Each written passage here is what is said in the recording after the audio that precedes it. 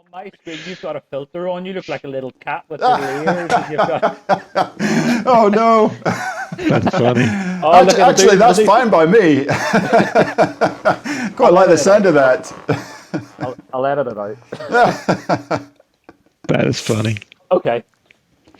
Uh, okay. So, welcome to this FPV Roundtable, where today I'm joined by a few fellow FPV pilots. Together, we're going to discuss 4 or 5 topics that we feel are currently changing the state of our FPV hobby. So before we get into the discussions, we'll just do some quick introductions in case you're new here and you don't really know who we are. So I'm Tom. I'm from Northern Ireland. I've been flying for almost 7 years. And while I'm a bit of a jack of all trades, I got into FPV mostly for fixed wing and long range. Dave? Cool. Yeah, g'day guys. My name's Dave. I'm from Australia. I've been dealing with drones and sort of ICP engineering stuff for 10 years now. So yeah, I got into drones originally for racing and then ventured out into all aspects of commercial, industrial and fixed wings. Yeah, you name it, flies, I try to fly it. All right, I'm Stacy, and I'm from Central Florida. Been flying now for about 12 years. I got started when I saw a video online of the little speeder bike flying through the forest, and I was like, I gotta do that. And so picked up a toy drone, got hooked, and been flying ever since.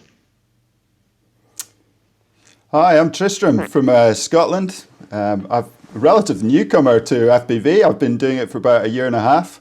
What got me into it was started using drones at work. I'm a tree surgeon. We do sort of tree surveys with them, and then sort of stumbled into FPV that way, and it's just kind of taken over my life. So if I had to say I picked a discipline, it's definitely quadcopters that I fly, and mid-range mountain surfing. That's what makes me tick more than anything, I guess. But Cool. but I fly anything from tiny whoops to octocopters. So yeah, all in Nice. there. Cool. So thank you very much, guys. Right, so we'll move on to kind of the first topic.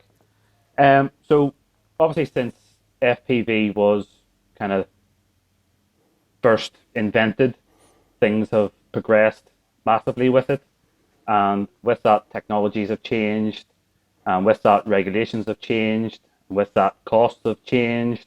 The hobby is basically constantly shifting. So the question is really, how does the global current state in the world affect how you fly FPV? Has it changed how you fly? Yeah, Well, for it's actually me, changed go ahead, Dave. Go ahead, heaps. Dave. Oh, sorry, buddy. Yep. It's changed heaps in Australia. So what Australia's done is been a bit behind the times, and we're regulated by CASA, which is the governing body for all aircraft in Australia. And they've not known what to do with drones, so they've slotted us in there with commercial aircraft. So if you want to go and do your license, you're going and doing lots of theory applications that you need to do for your REPL pilot license. So, and if you want to fly FPV legally in Australia, one, you have to be a member of a registered club, or B, be indoors. Wow. Other than that, you have to be doing line of sight flying. So that's the big one. Is there any leeway when it comes to things like sub 250, or any extra little things that you can do? Like for example, in the UK, we have a company called FPV UK, and they have a thing called an Article 16, and with that, it kind of lets you do some FPV without needing spotters and things like that. Unfortunately, we're stuck by the line of sight. So that's where they've started doing things for commercial users instead of paying to go and do a license. Real estate agents they can now go and buy a drone that's over 250 grams and use for commercial use and line of sight, but it has to be for their own personal commercial use. But if you want to go and do a commercial job filming for someone, you actually have to have the correct qualifications. You have to be a licensed drone pilot, which is called an REPL, and you have to have a REOC for your business, which is your safety management plan for flying drones. So that's another way that you potentially can fly FPV if you're doing it for a special event function and you've got safety measures in control. So that's why lots of Australian pilots join clubs. And the freestyle side of things in Australia, it's sort of like the old school concrete dogs, or the guys original starting of skating and stuff. It's frowned upon, but people are going and doing it safely and respectfully in places. And as a common ethos amongst the Australian FPV pilots of going, be safe, be responsible, have a second person there with you, use a spotter, and don't be silly. Yeah, don't do stupid stuff. Don't bring attention to yourself. Are they pretty hard line on it too? I mean, do people get prosecuted? There has been cases of prosecution, but those cases been people deserving it. Yeah. Like going and wanting to dive a national landmark, or the Sydney Opera House and stuff that are no fly zones because of. So there's a degree of common sense that is being applied. Yeah, that's good. And yes, that's why I think that it's sort of that. Yes, there are official rules, and probably I've got some of them wrong, but it's a common sense denominator that comes into play with it. And it's just about be safe, be responsible, and don't be a twit. That's kind of how you hope it'd be, right? Yeah, well, that's it. Like, it's the same thing with long range planes and stuff. Like, no, of course you're not, maintaining line of sight. But, you can't. Well, my hobby's completely changed with the kind of the current global state of FPV. Fixed wing long range was my thing, and over the last kind of year, 2 years, I'm still doing it now and again, but I've completely diversified now.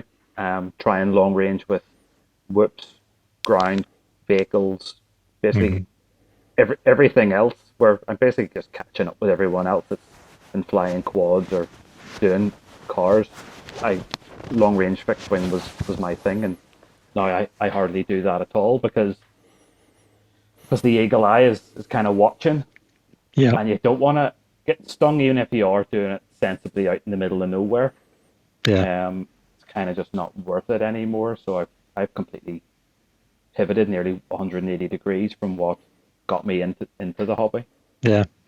Well, for me, honestly, for the most part, things really haven't changed all that much, but I've never really been one to try to bring attention to myself on things.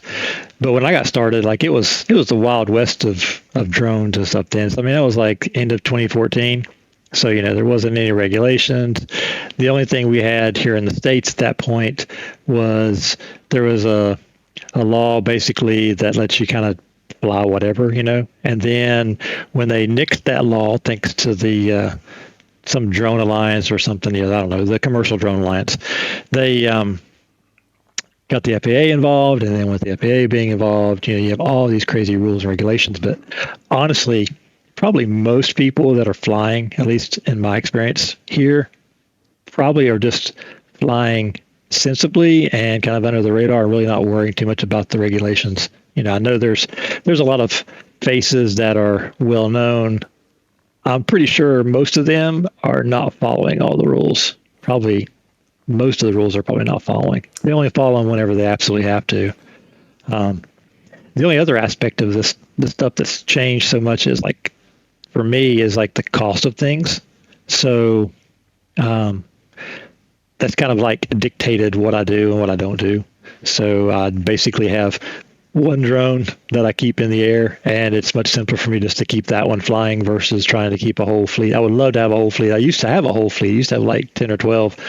But the cost of things and crashing and stuff, it's not worth it to me to do. And it's hard to find the parts now. And, it's a mess as far as that aspect of it. But as far as the rules go, typically I find places to fly where there's not a lot of people, and the places that are, populated with people, for the most part, I've had pretty good experience with, people not really caring, not really worrying about it.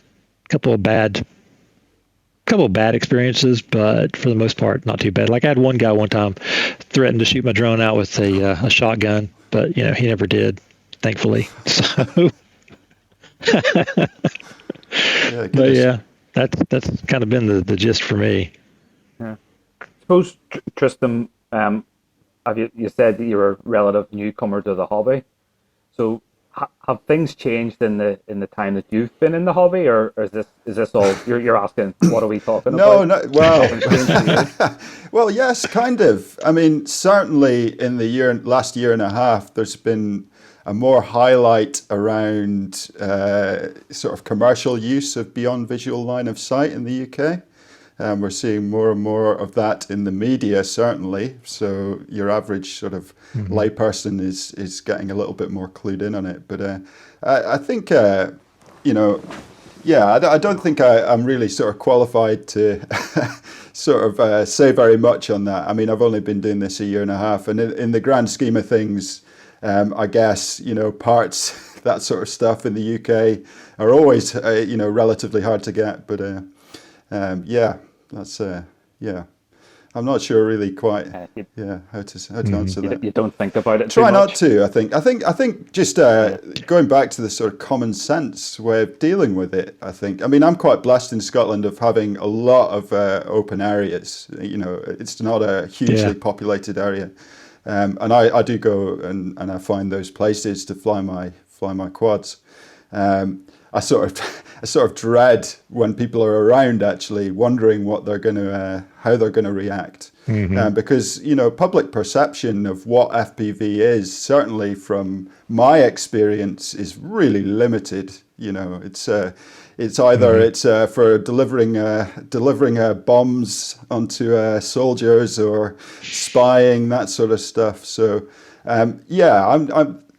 That said, all the interactions that I've ever had in Scotland have been relatively positive, apart from dog walkers, but we won't go there.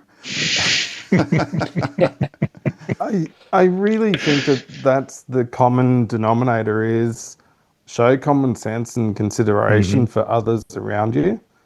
And if in doubt, ask for permission, ask if someone minds. Yep. 99% of the time you're met with a positive reaction. Yeah, you're absolutely right. And the other thing that it's a lot of farmers around us, and the one I've had a couple of interactions with farmers. I tend to go by the ask for forgiveness sort of way of doing it. I try and keep myself nice and discreet, but yeah, these guys just they just want to know who you are and what you're doing. Basically, that's all, and they're perfectly cool with you doing what you're doing. So yeah, there's a lot of wisdom. Oh yeah. Yep. Cool. Yeah. So this kind of actually all nicely segues into kind of topic number 2. We've all touched upon kind of where we live and the regulations that impact us. Do you think globally, kind of where we live and the geography around us heavily influences the style that we do fly? Oh yeah, absolutely. I mean, it must do. If you live in the middle of New York, you're not going to be flying 7-inch long range. It absolutely must do. I mean, I think in the UK we're actually for sort of mid to long range flying, we're probably in a pretty good place as far as the rules and regulations go compared to a lot of places. The use of strobes and that sort of thing, really, there isn't any sort of fixed distances or that sort of stuff. It's kind of subjective, but. it's kind of funny because I got into long range because I do have open countryside a minute from where I live, and yet all of the guys that fly locally to me were all watching YouTube videos and wanting to kind of be bando bashers. The problem was we have a distinct lack of bandos here, but yet they all kind of were determined to do it. Where I thought to myself, well, I'm going to fly what is around me, and then I drive 35, 40 minutes down the road into Southern Ireland, and those guys are heavily into their racing. Wow, Um, yeah. in the open countryside, they've got a field, they set up gates. So it was this kind of real strange juxtaposition where, for me, the geography lends itself to flying long range, but all of the guys that live within a 15, 20-minute drive from me all wanted to bando bash without having bandos to bash. And then 40 minutes down the road, the countryside's exactly the same, but they're deciding that racing's their thing. And in the south of Ireland, racing's absolutely huge. So it's a strange one. You know, the geography does, Hmm. for me, impact what I fly, but Hello.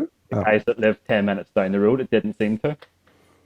I wonder if that's to do with people rather than geography. Maybe. You tend to do what your friends are into, that sort of stuff. I wonder if that's got something to do with it. But that's really interesting. Yes, and in Scotland we hardly have any bandos as well that aren't, sort of ruins from the 1600s. But I guess that's a little bit different. Yeah. And national Yes. heritage Scotland would probably not be too Well, pleased with no, you probably flying in and not. around them. It Probably actually has not. a lot to do with your initial access into it. So I found that lots of people that when we started the drone racing club, that people came because they were interested, started, realized they didn't like racing, and then forked off into one of the other disciplines. They started that and got their experience and learnt the basics and then forked off into what they felt they wanted to do. So it was really, it was an entry point for them. They never Yeah. thought about it, never heard about FPV until they heard these things buzzing around. Yeah. Yeah. Very, very So true. the exposure of actually seeing a club in action, I think with So, with yeah. you guys across in Australia being sort of forced to join clubs, I mean that probably is one of the reasons why things like racing are so popular with you. I would imagine, yeah. Yeah, well, it's interesting. So, like commercially, there's five, five FPV retail shops in Australia. And yes, they've all got websites and they're all like online based and stuff. Few have very like a shop front as such, and they sell all 3D printing equipment and stuff like that. But there's enough FPV drone wing hobbyists, to support five retailers. Plus Yeah. there's obviously a bit of a controversial thing that's happening in Australia at the moment is there's a news article that we might put in the description or something that some of the Australian retailers have actually, started selling products overseas into conflict zones Right. because of, supply and access issues, Yeah. which, Interesting. that's a hairy thing. But also importation has all changed and the regulations about what you're declaring something as. All these companies are declaring drones as toys and Yeah. their customs and duties and stuff. Yeah. You know, Yeah. We've got a lot that's of that now with the tariffs and stuff here, people mislabeling what things are just to avoid tariffs and all of that mess. I think For me, it's kind of interesting. We've got, you mentioned the retailers and stuff, I'm in Central Florida, so race day quads, get FPV, they're like 30 minutes from where I'm at, and then, or maybe an hour at most from where I'm at. So there's plenty of that, but it's interesting. Like, I don't ever go to their shops. Like, I think I've been to their shops once, even though it's relatively close, but it's just easier for me to do stuff online. But yeah, the retail scene's kind of interesting. For me, as far as like flying styles, though, like we moved to Florida about 6 years ago. So Florida is drastically different from where I was at. I was in West Virginia. West Virginia is probably a lot like Tristram's area in Scotland, very mountainous, but maybe slightly different. Like the mountains are like where you live and stuff. You're like right up against the hillsides. It's like, so you can't really do long range because you can't go very far. If you go very far, you're going to be on the other side of the mountain, and lose signal, obviously. So I got to where I was flying basically in little small parks, a lot of trees, that kind of thing. But then I come down here, it's a lot of flat, open space, which is, you would think would be great for long range, but with the way things are, you can't get high. So like you lose signal pretty quick when you fly out over flat land, unfortunately. So I would love to be able to do long range, but there's like really nowhere to do it down here because, well, number one, there's a lot of people. So you can't, there's a lot of people, you can't really fly too far unless you're flying over water. So plenty of that. Geography. Yeah. Geography and access to flying sites really does then. Yeah, there's a lot of interesting architecture though. So there's a lot of buildings and stuff. So you find yourself flying a lot more concrete type stuff. So you kind of adjust your style to flying in those scenarios and having to deal with crashes over concrete versus where I was in West Virginia, it was crashing over grass and dirt. Drones tend to last a whole lot longer when you're doing that versus when you crash into concrete pillars. I can imagine. But isn't that really the basis of our hobby? Is improvising, of DIY, you're adapting to your surroundings of what's around you. Yeah. And, if you're around a nice park with some trees and stuff, guess what? You're doing some tree surfing and flying around in trees. Or if you're presented with an opportunity in a nice open area, you might adapt and do that flying. Like, that's the best thing about it, You can adapt to what you have, and your drones, you can put on a lithium-ion battery instead of a LiPo and do some long range. Like, it's not hard. There's a lot of people that I know when I got started being in West Virginia didn't have all the interesting architecture and stuff, but a lot of the videos and stuff that were online at the time, you had Steel and Schizo, and those guys in Atlanta, they were flying all those really cool office parks. And I was like, man, I wish I had something like that here.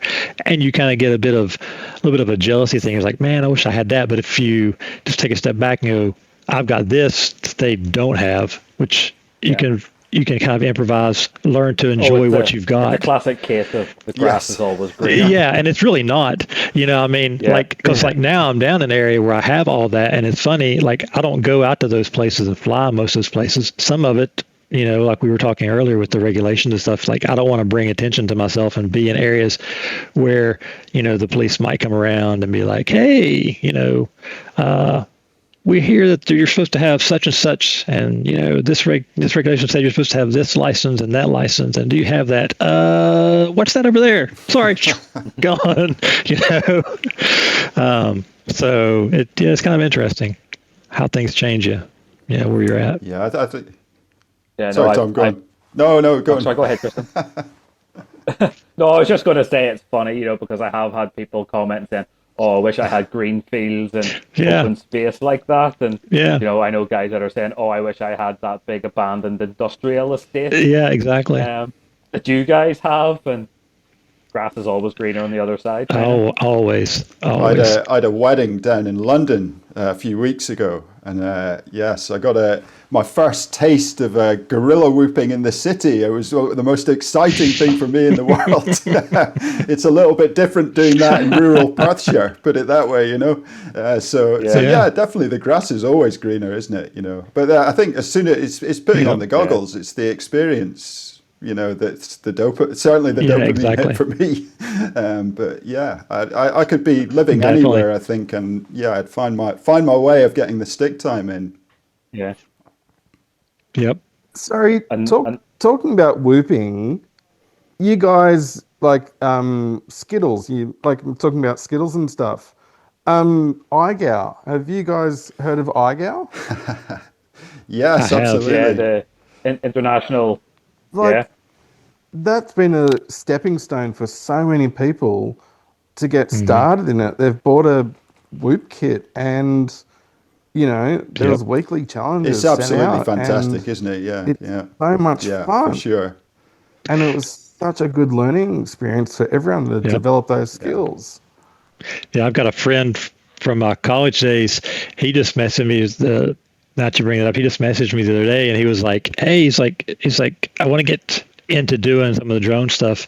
And he goes, "Would it be good to get one of these little tiny whoops?" I'm like, "Oh yeah, most definitely, because you can fly it anywhere, and you learn all the skills and have just as much fun." I was like, "It's not my thing. I like to be outside with a little bit more open areas." I said, "But if you get one, you will love it. You'll have a blast with it." So and it's a I definitely a think great stepping stone. arguably you could say that whoops are more Yes. difficult to fly than Yes. a 5 inch. And so if Oh you can yeah, get your head Yeah. around flying a whoop in a yeah. tight space, then once you go outside with a 5 inch quad, Oh yeah, you're you're Yes, I think flying. yep, that's coming on to one yeah, of our other topics for sure. I mean, it's yeah, flying a Yeah, whoop. It's these 100%. these certainly the. I mean, a lot of people I know get into FPV around the DJI ecosystem, of course, coming from the camera drones into the hmm, Neo and the Avata, all these kind of things, and they're really difficult to fly. They're getting into manual oh sticks yeah, like that and not realizing that actually it's really hard to yeah, fly those things well. So, yes, hmm, yeah. So most yeah, definitely. speaking of the next topic, um, the next kind of question is, what do you think newcomers misunderstand about yeah, FPV? And yes. Tristan, So, continue. yeah, your DJI Neo that you're learning to fly acro on. Goodness me, it's really difficult what you're doing. If you can fly acro with that thing and Yeah, fly it well, then goodness, you're going to find a 5 inch really easy. yeah. Hmm. But that's it. When you kind of you go online and you see nice cinematic footage and smooth flying and things like that, I'm sure newcomers look at it and go, "Oh, well, that's going to be Yes. super simple." Camera drones, I have one of those, and then they Hmm. try FPV, and suddenly you realize it's more technical and way more Yeah, for frustrating. sure. Oh yeah. You learn the thing I've noticed is you learn how to deal with cameras and stuff. And I've done a little bit of photography in my day, but dealing with the drones and stuff and dealing with flying fast and the footage and lighting and all that kind of stuff, you really have to learn how to get the best results out of your camera. You really you learn a lot of disciplines that you didn't realize you would ever learn, like learn how to solder, learn how electronics work, dealing Yeah, with batteries and how they're managed, dealing with cameras, how that stuff's managed. I mean, there's so many aspects of How to it bind that you have to learn. your drone Learning, to your radio. Yes. yeah, the radio stuff. I mean, and then just from like logistical standpoint, learning how to be aware of the area that you're in, learning spatial awareness, where you're at. Things look one way from the ground, things look drastically different from the air, and you think that you're somewhere and you're somewhere completely different. I know I've crashed yeah, before and think I'm right over here, and I would be on a completely opposite side of the area that I was in, didn't even realize it, just because it looked different from the sky than it did from the ground. So many things that you've got to learn. When you start out. The big thing, though, I think, is just not letting it overwhelm you. Take one thing, learn that, and then move on to something else. Like if you try to do everything at once, you're quickly going to get overwhelmed and burned out. So yeah. just find something that's of interest, start down that path, learn that one thing, and then kind of move on to other stuff. Um, It's the thing. Myself and my buddies, we kind of refer to FPV as the rabbit hole. Because oh you, yeah, you see a video online and you go, hmm, "Oh, that looks cool, I'll do that," and before you know it, you've got two 3D printers and a dozen quads on the wall and yep, two soldering irons because you wrecked one of them, and yep, yeah, you start doing things and that you didn't even think that Yes, you you would think be now I've got yeah, happy. everything I need oh now. yeah, I've got absolutely everything. Then 2 days later, this happened. Oh, I need that tool. Yeah, totally. Yeah, hmm, It's No, never the not yes. case. yeah. Learning how to But the camera 180 rule. What's that? Oh, Yes. you're going to find out. Or how do I mount this on the Yeah. thing? Oh, you need a 3D printer. Oh yeah. Oh, I okay. think it's going to be I, sorry, I go on, think go that, on. no, I was you're going to right. say, I Go. think I'm going to After bring up you. the controversial thing of the DJI products, but the way that they've designed their thing. I mean, what your sort of average, your sort of Joe Public wants when they get into something. Certainly, what I wanted in the beginning was just something that I could have and fly, and that's it. None of this peripheral stuff. So I think that's certainly why they're really popular with beginners, that sort of system. And it's a shame because it then sort of dead ends you into that ecosystem, and you end up realizing that there's a whole world out there of better products, if you like, with more performance and more this and that. And it's tricky if you're a beginner, I think, getting into it. There's actually a really dangerous slope that we put with that because, like, one of my big passions is education and like doing STEM stuff with schools and things like that, and helping and educating the schools and the students with their STEM programs. And B&F kits they've got an advantage and a disadvantage at the same time. People go see something on TikTok or YouTube and immediately they're hooked. And when they see they can go and buy a complete kit, like, a iFlight 5-inch drone 6S, with a little pocket radio ready to go. And that's the last thing that you want someone starting on. Absolutely. And Yep. and the problem is they don't know how to fix it themselves either. They go, Very Betaflight, true. what's Betaflight? And, the first thing that we generally do with people is go, cool, here is a radio. This is how a radio works. And then go through the fundamentals of a radio with them. And we go into a sim. We use way too much information from Oscar Ling's website because it's just a wealth of knowledge on there. If you want to know something, it's there. And getting someone to build something themselves, they know how to fix it themselves. They understand how it's working, how it's going, and stuff like that. And yes, Bind & Flies are financially great products and awesome to buy and are convenient. And I'm guilty of buying them because they're Quite convenient often and easy. cheaper, And they're price If you points. add the sum of all parts are quite often cheaper. Yeah. Oh, but, yeah. when we talk about those different disciplines too, though, that's like for racing, it's not cheaper for Bind & Flies. It's for racing, it is so much cheaper to build your own quads. Like, it's 60%, no, probably 30% cheaper to build a drone than it is to buy a Bind & Fly. Yeah. Does anybody remember the Eachine Taro range of drones? There was the Taro 79, the Taro 99, the Taro 109, and the 179, I think it was. I remember kind of those. cut my teeth on those. Tristan's probably going, "What are you talking about?" They were little kits that you could buy, and it had all the components that you needed in it. And you parts all split up. You had to build the thing. Right. That's it. So it's like a bind and fly, but a cool. deconstructed bind and fly, effectively. Right.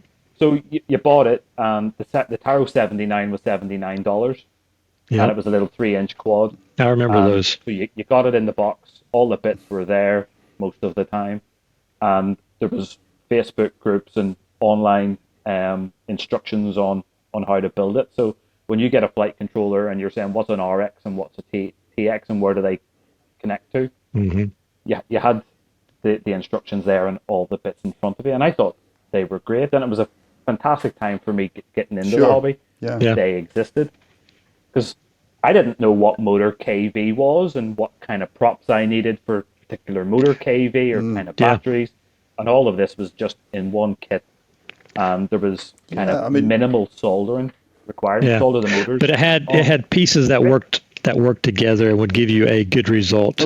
Maybe not depending on your skill of building, but you could get a good result from them, because the stuff all worked well together. And then you could.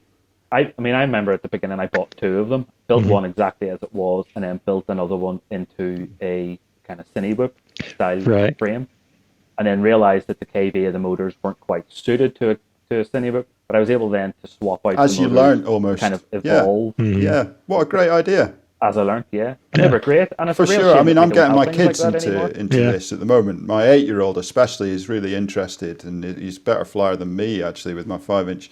But yeah, there's not when I think about something to sort of get into the more technical side of looking after your quad, there isn't really anything out there at the moment for that. Yeah.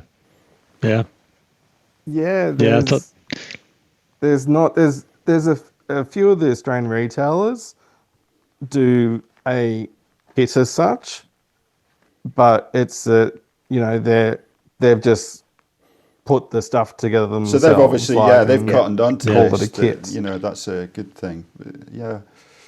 I think it's a fantastic idea. Oh, in Australia, so drone racing is a pretty big thing, and the same thing in the States. Like, you guys would be aware of multi-GP, which has just exploded over the past few years with the birth of HT0 and stuff.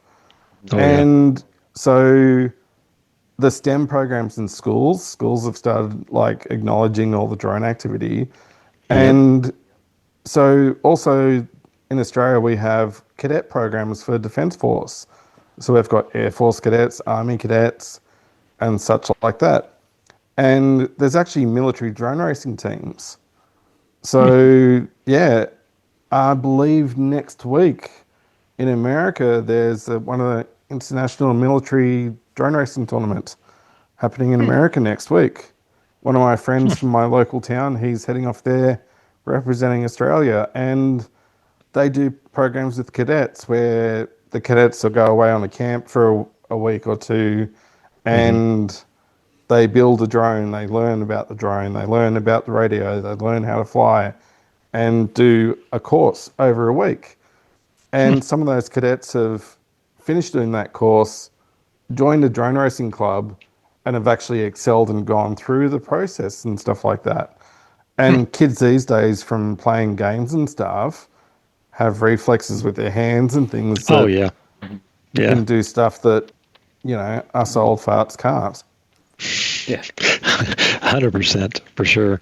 Yeah, my son, I got him into flying a little bit, and he's kind of moved on and done other things now. But man, he caught on to it way faster than I did. See, isn't it? Way faster. 100. Yeah, but I think Tom would probably understand this. Like, going back 7 odd years ago, like, TBS laid so much groundwork with all of it and stuff. The source frames, they're like, it's an open source project. Anyone can get the files and cut the frames and stuff like that. You don't have to go and buy them. So much legwork's been done, and people have leapfrogged off that, and now it's about who's got the coolest prints on their drone and stuff, and that's a whole different industry. People designing stuff and selling their prints, they're models for people printing and things, for their drones. It's, you want a specialized camera mount, you got to pay for that file. Yeah. Kids will see that as newcomers to the hobby. They'll see all of that, want to get involved, and then realize that there's so much work behind the scenes. What I was going to summarize for is 5 years ago, there wasn't the resources online and social media that there is now. Oh, yeah. In today's society and access to information, you can learn and gather information at the click of a mouse. 5 to 7 years ago, there was very selected resources of where you could actually get the information from. Yeah. But now it's just so regularly available to everyone, which is a great thing at the same time. Oh, yeah. It's certainly been my education in my sort of relatively short tenure in this. Everything that I've learned has been through various YouTube videos, finding out. And all the information has been there. Pretty much every single problem that I've come across, there has been someone else who's had that problem and who's shared it. So, yeah, I'd say the online community has been pretty amazing, actually, and certainly my development in the hobby.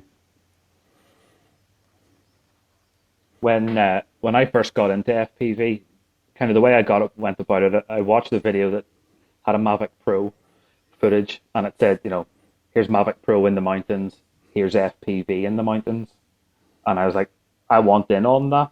How do I do this? So I just started searching for FPV on YouTube, and I watched everything, tech tutorials, flight videos, everything, and I knew that even though most of the jargon and most of the stuff that I was watching was well over my head, eventually there would come a point where it would all click and all make sense.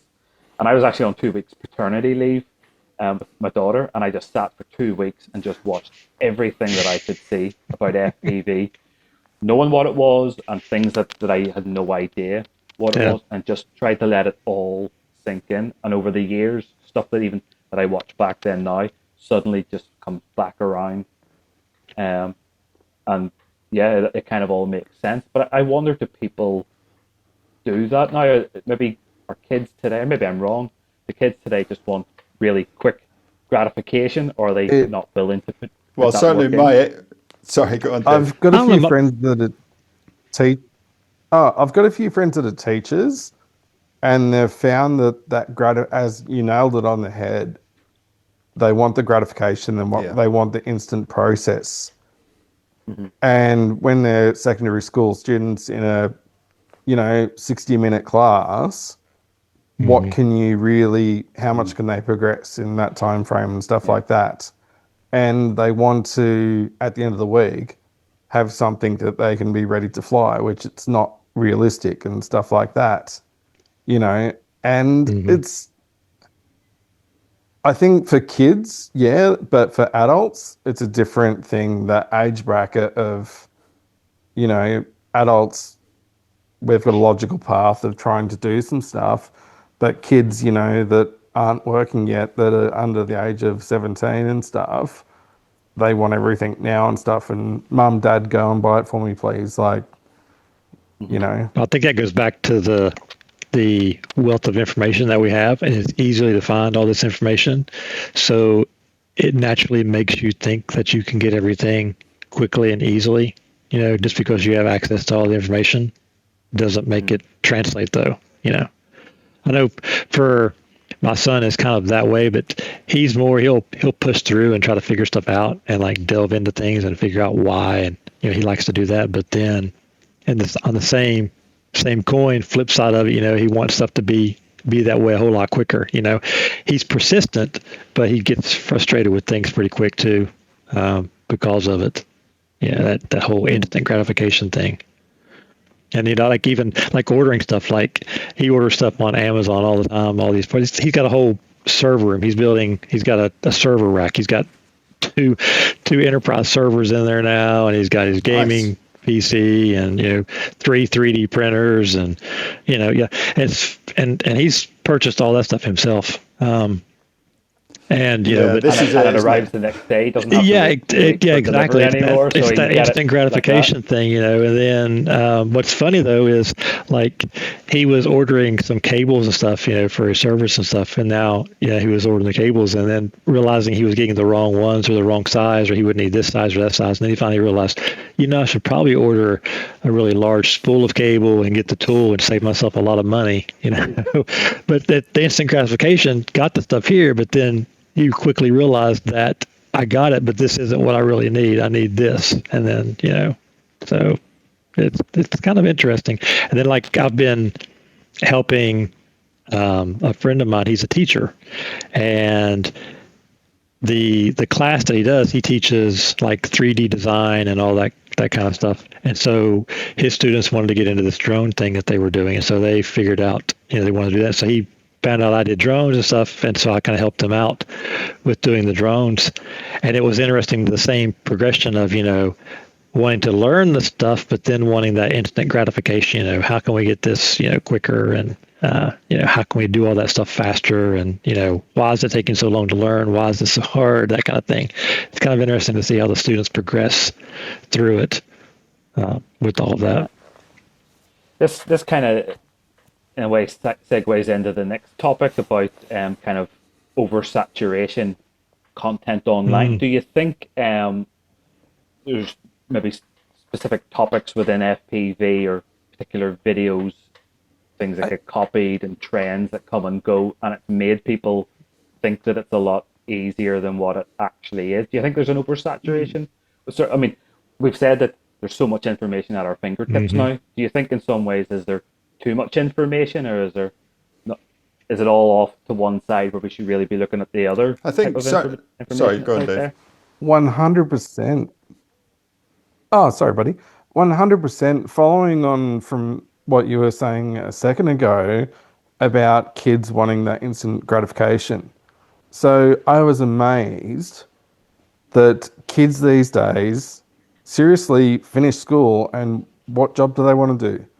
I want to be an YouTube influencer. creator. I want to be a YouTuber.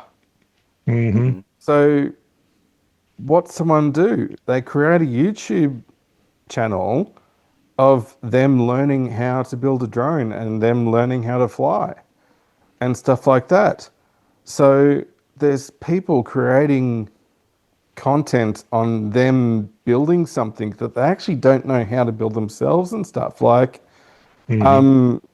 people asking, okay, cool, what's relevant about motor timing and stuff on an ESC and stuff like that, and some of the more detailed stuff is getting missed.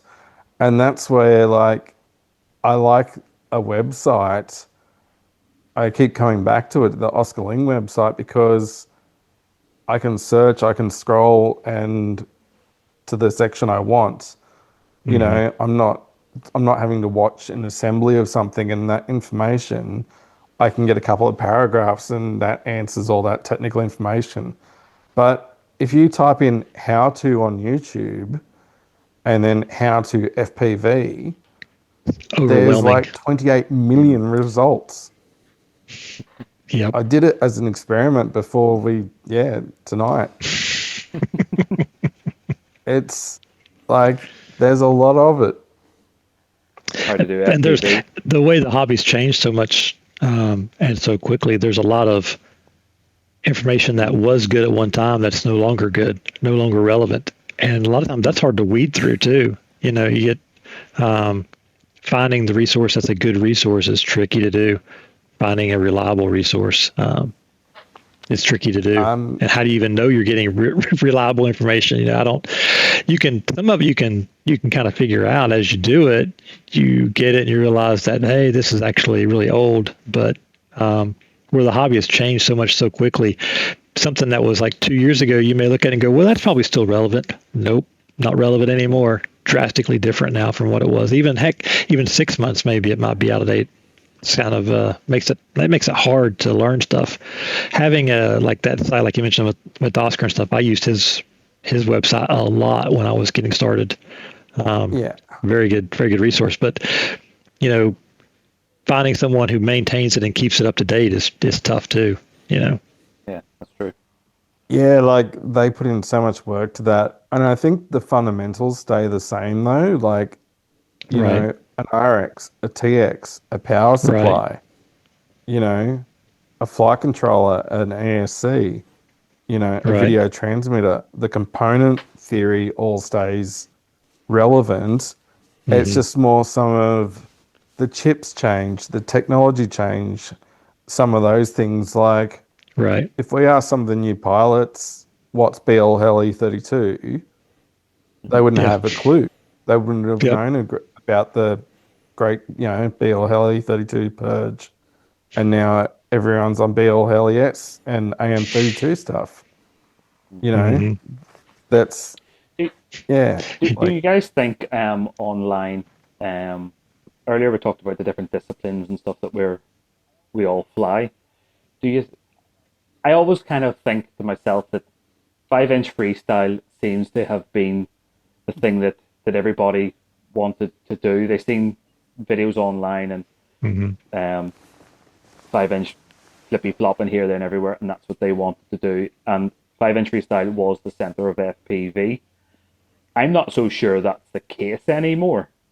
Um, what do you guys think? Do you think 5-inch freestyle is still kind of the center of the Oh, FPV world?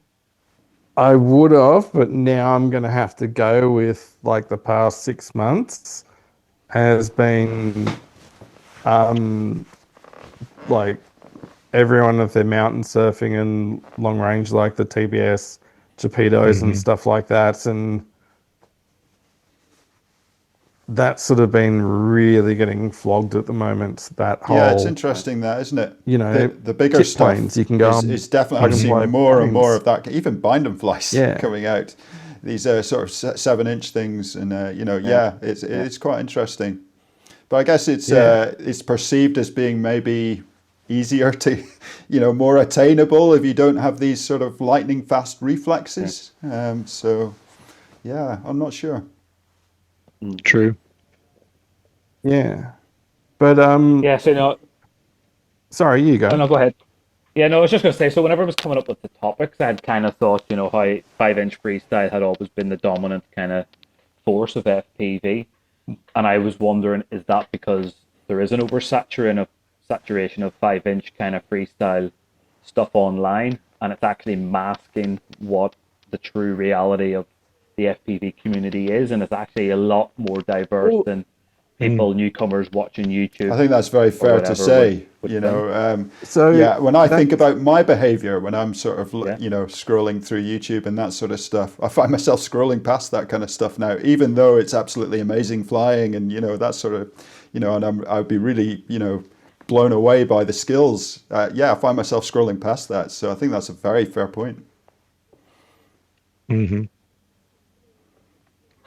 I think the yeah. word you can use is it's the standard Mm, of so when you say open class racing, that's a 5-inch drone running on six anything up to 6S. So that's what an open class is. mm, Traditionally, like back in the days, all the guys realized that 5-inch mm, was the most efficient stuff, and they started off on, 19 whatever they were motors and stuff like that, then went to 2207 motors and stuff like that. And whoops back then when they first came out, like brushed whoops, they were a thing. Hmm. yeah, And now, like trying to get a brushed whoop is they don't exist. yeah, Yep. So, and with I think the retailers and stuff and the big brands are playing at this as well of going, you know, places are coming into winter now and stuff like that. And cool, okay, it's whoop season. So whoops are yeah. becoming more popular. We need to Hmm. punch out bind and fire kits.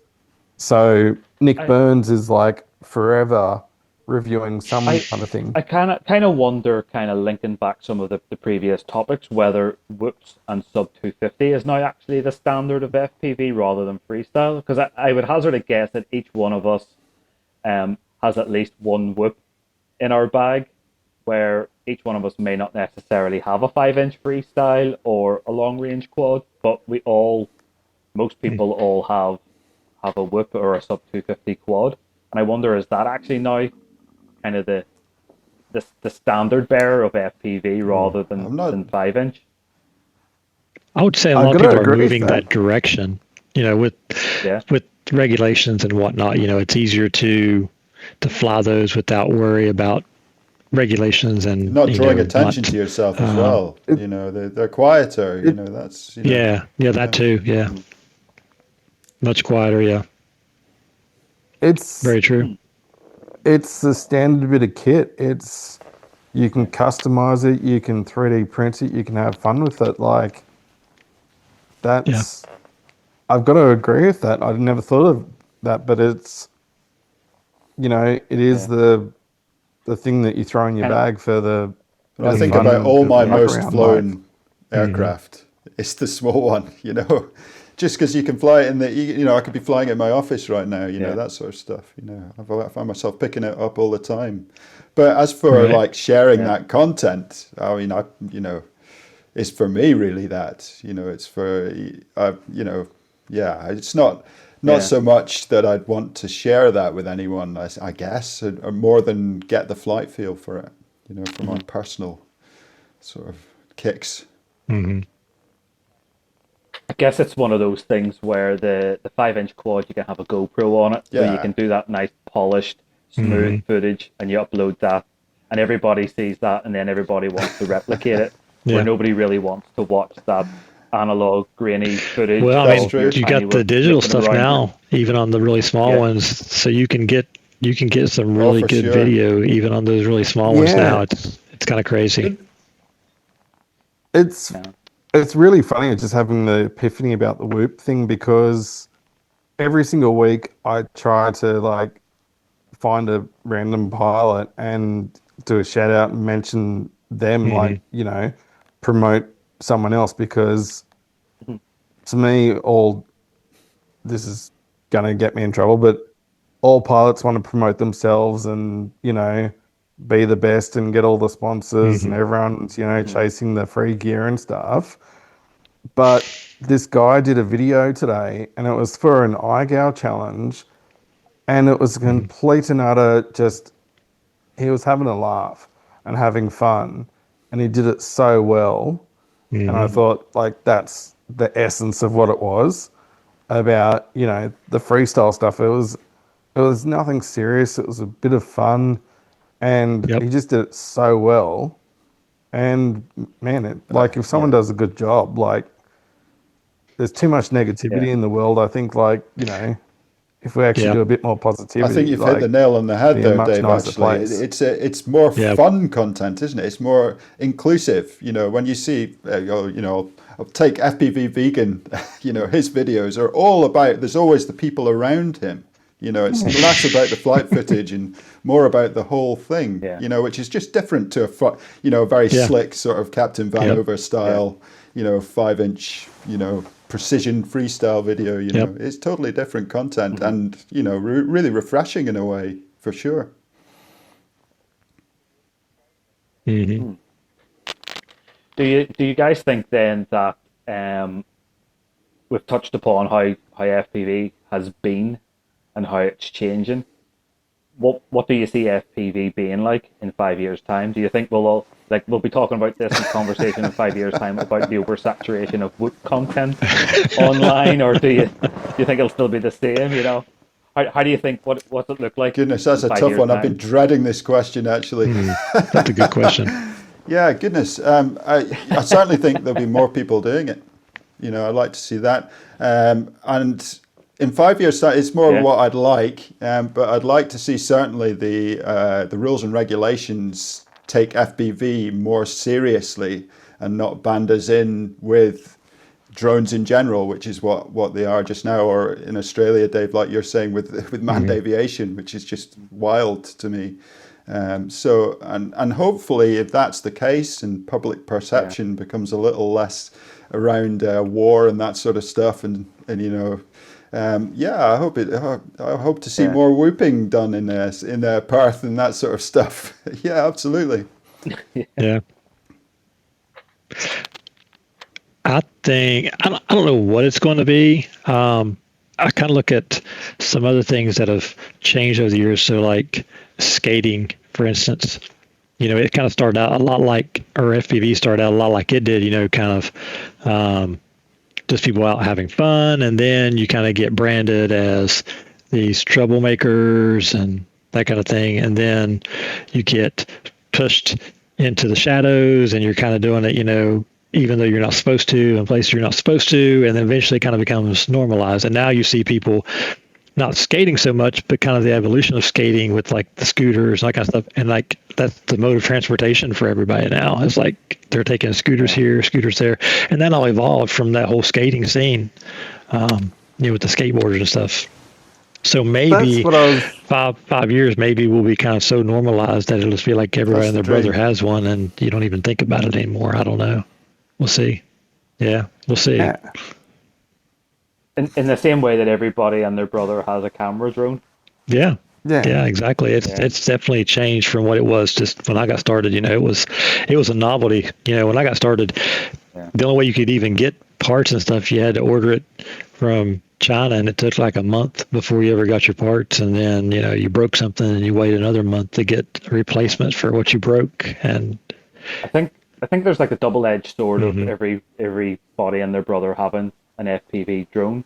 True. I think if we manage it ourselves as a community, because obviously there's always going to be people out there doing reckless things with them. Right. But at the minute, the perception of drones kind of are, well, it's for war or it's for keeping Right. calm.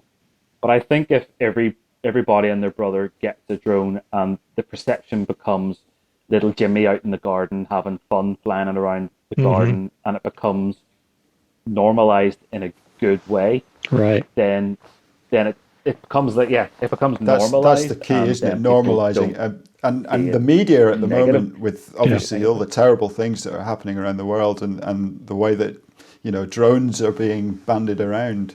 I think it's going to be really tricky, to be honest. Taking the military away from our hobby, it's really, really tricky, Yeah. especially where obviously that's where all the money is for these companies that are making stuff. It's a really tricky one. Yeah. Yeah. Yeah. Yeah. I don't think it's possible to take the military away from Sure. drones. I think that's Pandora's box. It's been opened. No.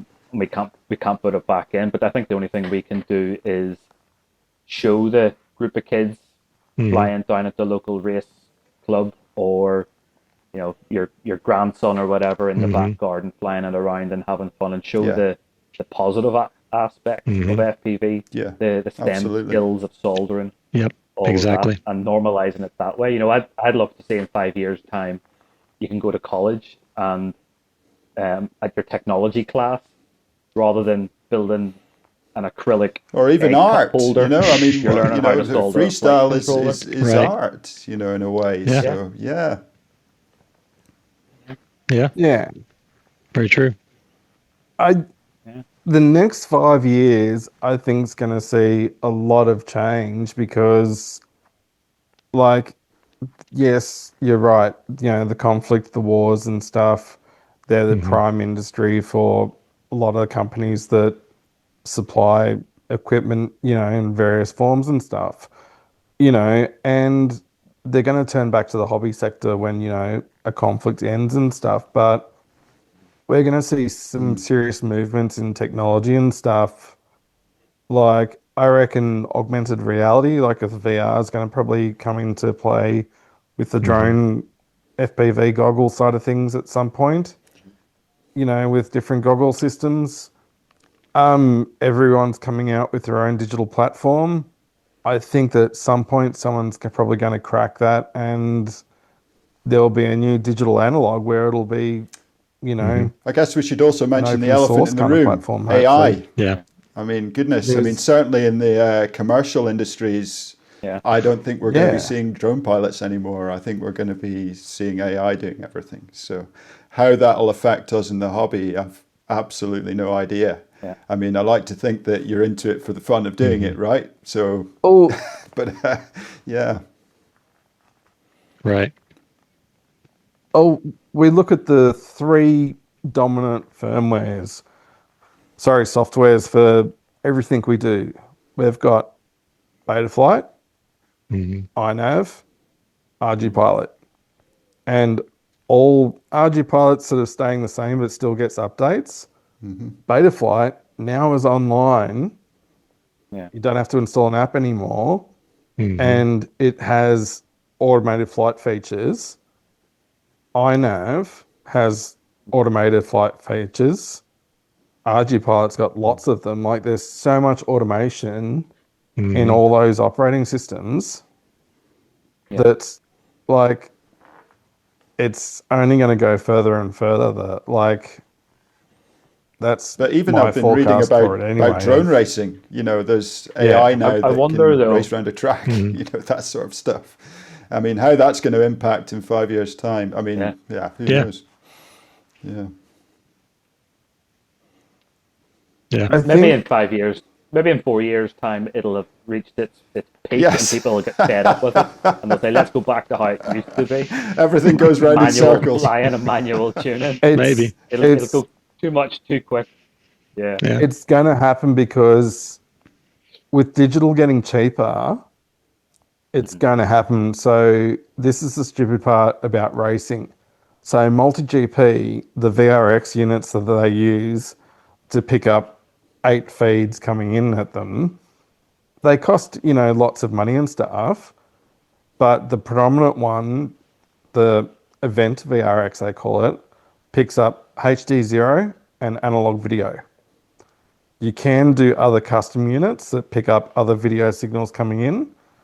So multi-GP is paired with HD0, so that's why all the race pilots use HD0, because the VRX units all work with, it's all tied into that system, and they get low latency, which, but they still get that analog breakup, like the rainbowy speckledy effect and stuff like that. But the infrastructure only supports those two.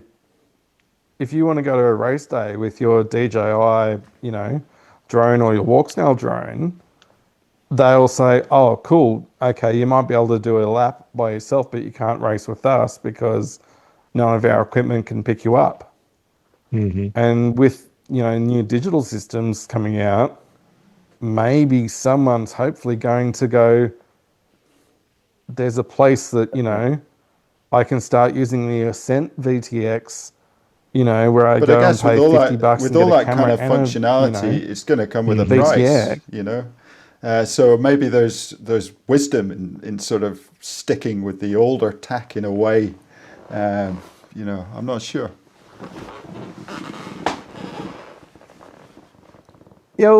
Numbers. You go to a drone race, and I'm not anti-racing at all. It teaches great skills, great community, teaches lots about things. Just because I chose to stop, that was me.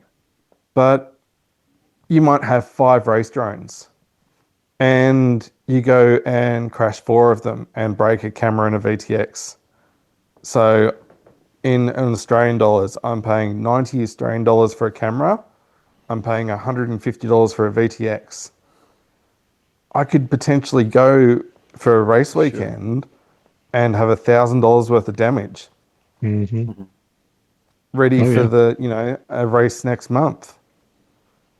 And that's what people are doing at the moment, is when they crash a drone and smash a camera, a Nano 90 camera, they're 90 Australian dollars. Like, that's huge amounts of money. When I can go and buy a whole VTX and a camera for half that price. Yeah, it would certainly be restrictive to people getting into it if it was like you described. Well, it is like you described. Money does play a big thing, certainly in this current climate in the UK. Anyway, for sure, it's how it's affected my flying. I think so in 5 years' time. Yeah, the next manufacturer. So in 5 years' time, hopefully it'll be opened up more. Then is kind of what you're saying. Yeah, I think the next manufacturer that actually acknowledges, the need for an event VRX and swallows their thing and goes, cool, okay, we're not going to encrypt each channel and stuff. We're going to do channel sharing. So 2 guys with the same brand goggles can, tune in on the same channel. It's restrictive at the moment, isn't it, with all these different digital systems, whereas analog, you've got lots of different companies, all making a VTX that all chats to each other. I totally get what you're saying. I think that'll be the big one of going, like, I understand everyone wants proprietary tech and stuff, but as soon as someone comes up with the new analog and does it well, I think that'll be the next big game changer and stuff. I think someone's probably going to try and push augmented reality with like VR goggles with a drone. And I like these 360 cameras at the moment, that sort of stuff. It look amazing until you've used them a couple of times and the novelty wears off. Yeah, you can argue the point of going, like, if you see a drone feed and you can also see your surroundings at the same time, you've still got line of sight and you've still got a drone feed. Like, you could go around on this topic for hours, but it's the next 5 years it's going to be a very, who knows what's going to happen with restrictions and stuff, but I think things are going to get more expensive. Supply is going to be harder, and people need to accept that these companies are making industrial products. and that us general users aren't going to have access to them. Just because we see that they're making them, I'm not going to be able to go and buy myself a 4 gigawatt VTX and, you know, be able to expect that I can buy it. I mean, you guys are what much needs do I better, have for much a better fibre place to optic answer this. But VTX? what's actually happened in the last 5 years? You know, do we expect that to accelerate over the next 5 years? You know,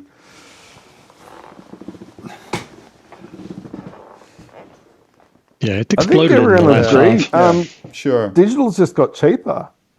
Yeah. There's more digital systems and digital's got cheaper. Yeah, How competition. do you feel about that, Tom? What do you guys think? I mean, I kind of joined FPV kind of the height of COVID. It kind of was like the golden age of FPV, where there was lots of advancements coming thick and fast, and then it started to slow down a bit over the past year or two. I think with these new FPV, these new digital FPV systems, I think we are probably going to see an increase in pace of development.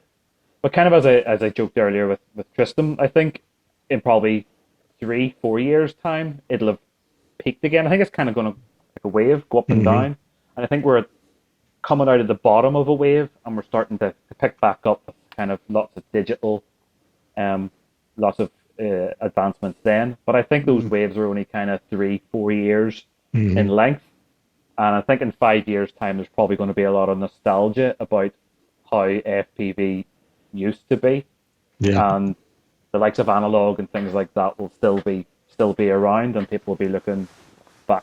I mean, that's certainly my vibe at the moment of what I'm seeing from you know, other creators on YouTube out there is they're all, you know, sort of reminiscing about the old times and what FPV used to be and all this kind of stuff. So yeah, waves for sure. Waves and circles. Yeah, I think I'll play it that way.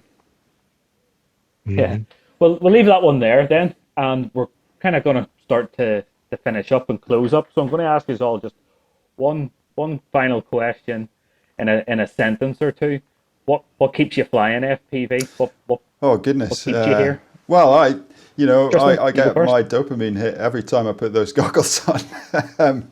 Yeah, I'm an ex-rock climber actually, and you know, I've always sought to sort of find that flow state, if you like, that you get, and I've really found that with FPV, and I don't see that changing. You know, I can just forget all the noise that's going on in my life when I put those goggles on. So yeah, you know, that's what keeps me in FPV. It's just the focus and the flow state, and I don't see that changing. I might stop flying a certain drone, or I might fly something different, but I don't see my FPV changing. You know, that's what's going to keep drawing me back. Very good. Stacey? Kind of along the same lines, but I do software development for a living, so I'm inside and I work from home. So for me, FPV gets me outside and gets me, you know, doing something other than sitting in front of a computer. So, you know, and which is funny, you know, with the drones and stuff, you know, you're always kind of tinkering and wanting to like configure and do all that kind of stuff. And like, I try to avoid that as much as I can. I like just to go fly. So for me, the big draw is just being able to go out somewhere and just kind of fly a couple of packs, you know, 30 minutes or something there, you know, and it's just takes you away from everything that's going on, and you're just enjoying this little small park in a way that, you know, other people aren't getting to enjoy. So it's kind of fun. You know, that's what draws me into it, is just kind of getting out of the house for a little bit. Very good. Dave? Probably three things. Stacey actually reminded me of it when I was trying to quote it earlier. Lords of Dogtown, like the founders of skating and stuff. Like the old school guys, like, you know, Mr. Steele originally back in the day of retrofitting the ski goggles and stuff. I enjoy the tinkering side of it, but when you're like going out with a good group of buddies and stuff and having a laugh, pushing each other, mucking around, and it's an escapism from, you know, the rest of my life and stuff like that. Yeah. And I really enjoy helping other people achieve what they want out of it. Like I ask people, what do you want to do? Like, what do you want to learn? What trick do you want to learn today? Like, and you know, that's what I enjoy out of it. It's a sense of achievement, but also an escapism from like, I get to go and do things that my body doesn't want to through a set of goggles. Like it's, Well, for me personally, I've always been a kind of tinkerer, whether it was building Lego as a kid, and then later years playing drums in a band and mixing audio, always kind of creating in that kind of way. And so now I sit in the garage with a soldering iron, 3D printing and kind of tinkering. The devil makes work for idle hands, and this kind of keeps me busy and gives me a focus. And I'm sure the wife would say that I probably focus too much on FPV and not enough time on other things, but it keeps me busy. And then I get to go and stand in the middle of a field in the nice quiet where only the sheep can judge me, and just turn everything off, focus with what I see in my goggles, and enjoy that. So that's what keeps me in FPV, keeps me busy, but at the same time gives me something nice and a distraction from everyday life. Awesome. Well, look, guys, we'll wrap it up there then. Thank you very much for joining the FPV Roundtable, and for everybody out there, I hope you enjoyed that. And thanks, guys. See you for the next one. All the best. Thanks. See you guys. Thanks, Enjoyed it. guys.